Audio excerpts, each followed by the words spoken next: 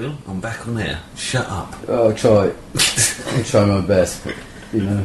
He just whitters on in the background. Nobody actually pays any attention to. Well, they do. I know they do.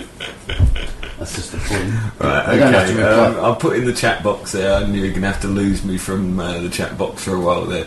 The Google link there to an image of the Sefrot. And what you'll see there is a geometric alignment of 9 circles made up of one triangle of circles facing upwards and then 2 more triangles of circles facing downwards and then a final circle at the base. Now this is essentially a map of the chakras in Chaldean thinking, but I want to go for a much more practical meaning of it in this particular reading, and that is that I don't know if anybody has ever tried the parlour game where you place a number of objects onto a tray and cover it with a tea towel and expose the objects for somebody to try and memorise, and then take one object or 2 objects away and see if they can notice which one it is that's gone missing. And what you find is that the average brain can only hold a maximum of about 7 items, and that's it, 7 items singular. And when we go to concepts, most people can actually only hold a maximum of about 3 concepts in their mind running concurrently at any given time. Now, if you apply the picture that you have before you there of the Sefrot and its colours and its geometries, now you don't have to learn anything particular about these to use this as a learning tool. Basically, if this was your shopping list, then immediately you can see how, by applying one item to each of those coloured balls, you will have a memorising tool with which to be able to memorise 9 items, which is probably actually more than you would be able to memorise just freely in your memory, probably 2 more, in fact, than you would be able to memorise. But if we then extend this, what you find is that you can have colours associated with items, and so now each one of those circles doesn't become an individual item, but it becomes a group of items. So now you could have the white ball at the top say your tinned goods, silver tins, and you can make a mental list of up to 7 items to place in that silver group. You can then apply perhaps purple, that could be your fruit, the colour of plums, and you would be able to mentally ascribe another 7 items to that. So straight away we can see how this facilitates the ability to hold aloft 9 times 7 items. I'm not even going to try and do the maths on that. This is something that I've actually come across recently, as I'm effectively innumerate. I may sound entirely literate, but having received the appalling comprehensive education that I got through my sinkhole Essex comprehensive, I came to the conclusion recently, when confronted with anything beyond the very most basic of maths, of addition, subtraction, multiplication, and I've left one out there. Anyway, I don't know. Yeah, exactly. I'm not applying the Sefrot here, am I?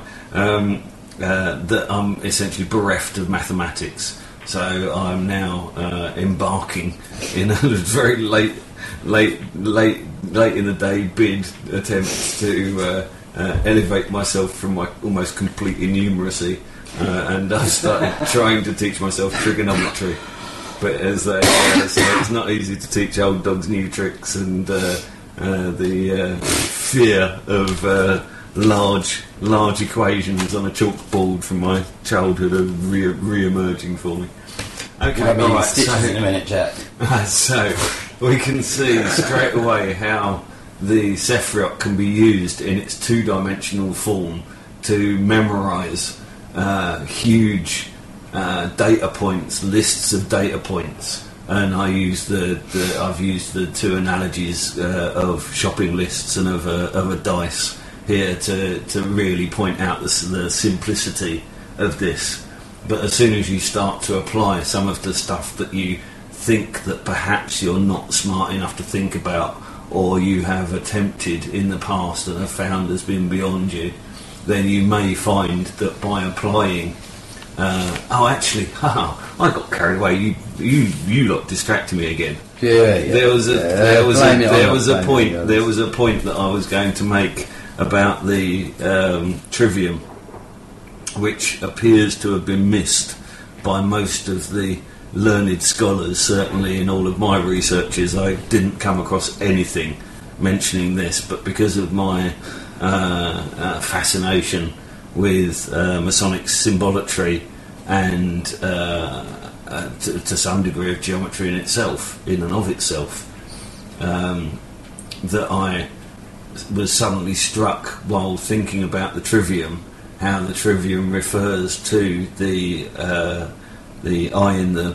pyramid, but the eye isn't in fact in a pyramid. The eye is in fact in a triangle, in a two-dimensional object, even though it's suspended over a three-dimensional pyramid. And the incongruence of those two statements struck me, and I realised that the Eye of Horus, the pupil of the Eye of Horus, is in fact another matrix point.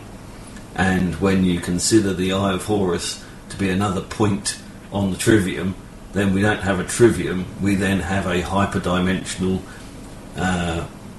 tetrahedron. That's the Pisces. So we have, which of course, when you add to another one, you construct the Vesica Pisces. Yeah. But essentially what we have is a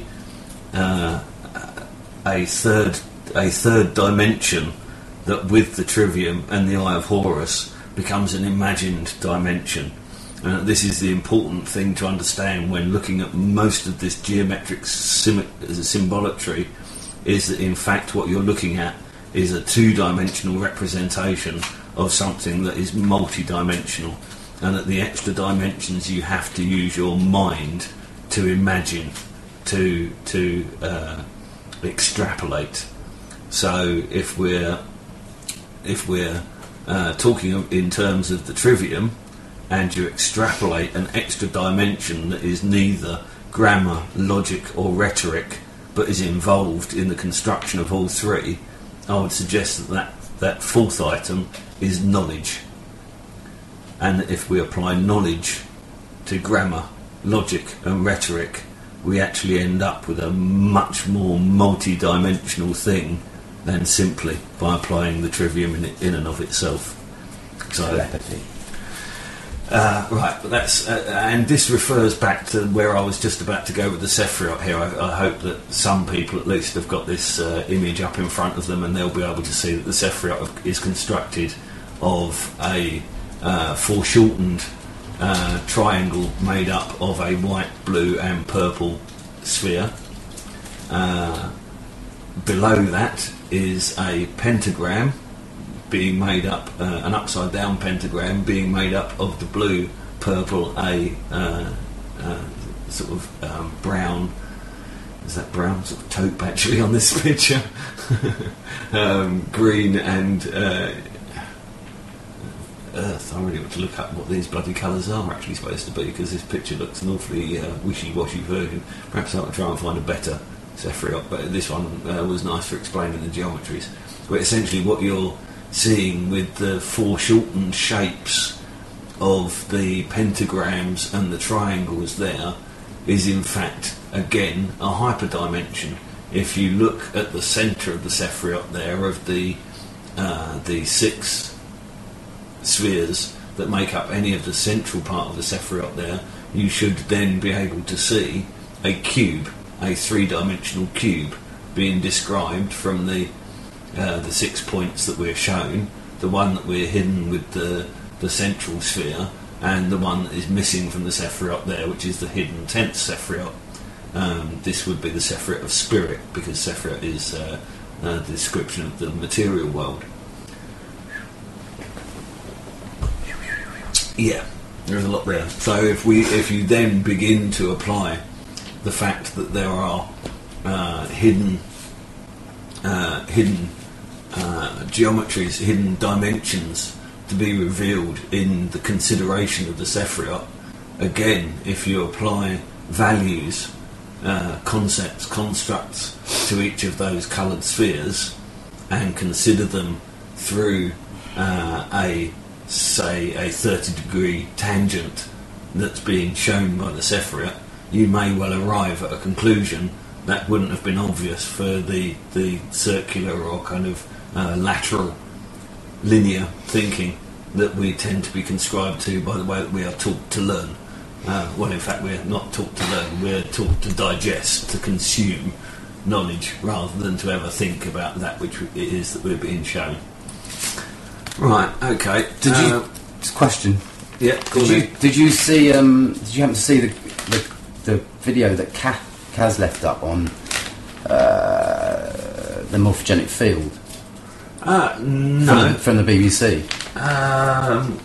No, I can't say because I have actually. No, it's really worth seeing because what you're describing, what I feel you're describing, is almost the mechanics of how the guy on that programme was describing how the upgrade in consciousness is happening now on Earth, or potentially it could happen.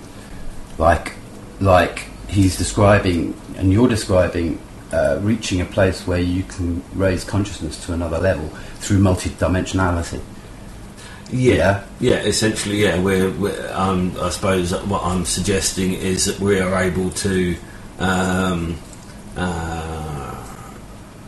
fractalise our linear thinking, and in fractalising and adding an imagined dimension, that we multiply the ability to consider. I suppose hyperdimension. This is the. It would appear that in order to be able to consider anything of the hyperdimensional realm, one must first learn to think hyperdimensionally. Yeah, but the program is suggesting that the potential exists now, as in the next. We're talking about a window through which it's possible to reach a field above the Earth which carries a morphogenic memory of everything there is. Right, okay, yeah, I know that. This is the feedback. This is kind of like the Akashic record, but held in the access to every memory on Earth. Instantly. Certainly. I don't know. I think that the problem with direct access is the background noise, the white noise, the information field appears to be shared with a lot of, I suppose, ill-defined, non-conformed thought, and that acts like the white noise on a radio signal, or like an interference, like an interference, which is electronic in nature. I don't know whether it would necessarily be electronic in nature. I suppose it could even simply be the kind of mind babble of everyday life would be like the interference on a wireless signal. Yeah, the electronic interference. I don't think that we can really think of it electronically. I think that if you're talking, the morphogenetic field certainly would appear to be beyond electronic. Yeah. So essentially, we're talking about a bioenergetic field, which probably would be transmitted through the ether or the sub-ether. If the interference and wasn't there. Since we don't actually have any way of detecting an ether yet, let alone capitalising on that. Unless it's the interference that's getting in the way. Well, this is the suggestion that I've heard anyway, and that's possibly why the alignments, the astronomical alignments, are so important to the elite, and having their ceremonies at specific astrological alignments are all to do with maximising the lull in the white noise. So they're basically utilising a null time on the airwaves, a bit like a ham radio operator would do to get a further distance, a longer, a better signal sent. Okay, so what you're describing is in the mechanics of thinking. Do you think there's any leak?